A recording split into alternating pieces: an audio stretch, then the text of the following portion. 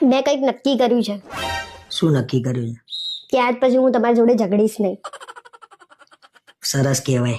કેમ એનું કારણ નહીં પૂછો? ના, એનું કારણ પૂછું ફરી ઝઘડો કરી તું. તમે તો એમે માંગો જ છો.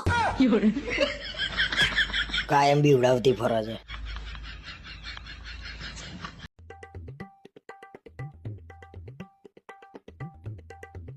તારા મને છે ને હવે તાર ઘેર લઈ જવાનો જ નહીં. આટલી વાતમાં જ ખોટું લાગી ગયું ને તમને?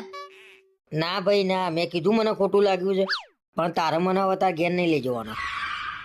એ તો તમારા મોઢા ઉપરથી જ દેખાય છે કે તમને કેટલું ખોટું લાગ્યું છે એમ.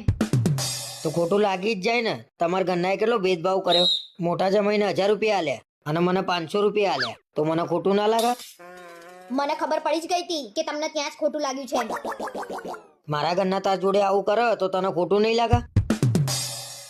હવે મને કશું બોલાવશો નહીં, મારે કશું કેવું નહીં.